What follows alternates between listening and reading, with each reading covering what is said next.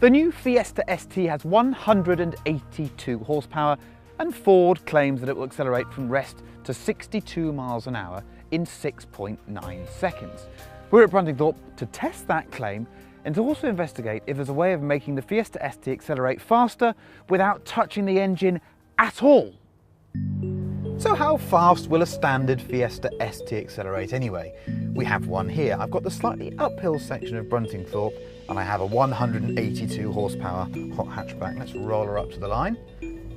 Turn on my traction control off, which will take a couple of seconds. What do you reckon, 3,500 RPM? I reckon about 3,500, maybe more, maybe 4.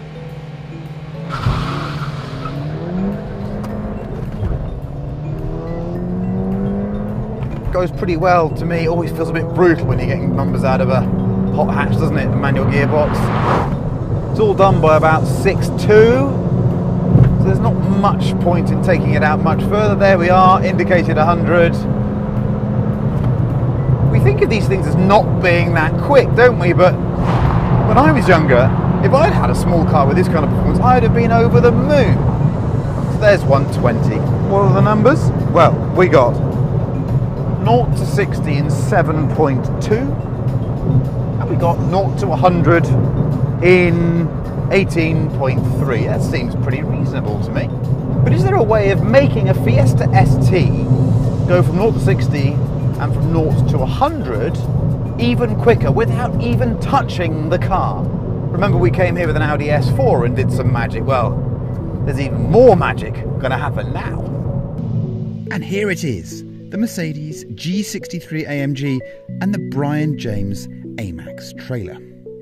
The G-Class is a relic cryogenically preserved and rammed with steroids. It has 544 horsepower, 561 foot-pounds of torque, and I think there's an outside chance it could come close to matching the Fiesta's own acceleration times whilst towing it. On its own, it'll do 60 in 5.8 seconds on the slightly uphill bit of the runway. It's a complete animal. We really ought to have a practice before we do this for real, so let's venture out onto the runway and see what happens. I have 544 horsepower. Behind me is a car that weighs 1,300 kilograms and a trailer that weighs 645 kilograms, we think. It's a lot of weight. I'll put it in sport and we'll see what sort of numbers we get, shall we? That is absurd. Nothing towing that weight should be allowed to accelerate that quickly. 70 indicated. 80. 90. That's an indicated 105. Now look, I'm going to back off there and I'm not going to describe the numbers. I'll tell you why.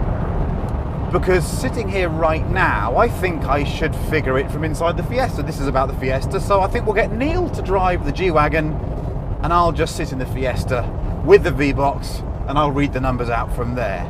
But I might have a little peek now and see what it did.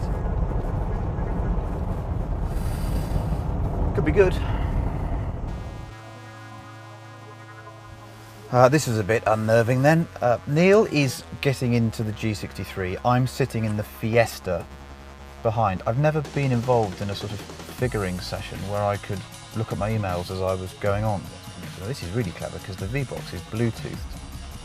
So I can see the speed readout here. I'm connected to the V-Box, which is actually on the front of the G-Wagon. So I suppose we ought to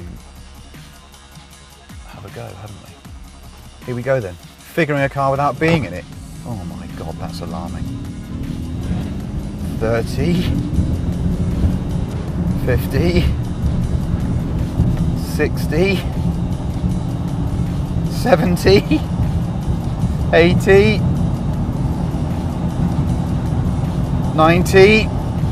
I'm being towed at 99, 100. That'll do, Neil. Slow down, thank you. Bloody hell. Right, okay. We just did 0 to 60 in 9 seconds and 0 to 122 seconds. So the Fiesta's honour stays intact. The Fiesta ST is quicker under its own power than it is being towed by a G63, but that thing is a monster. We're 2 tons back here. That weighs 2.5 tons, this is 2 tons, so at 4.5 tons, the G-Wagon, the G63, still has the performance of a kind of reasonably fast executive saloon car. And I'm now going to do a few emails sitting back here. JF Musial.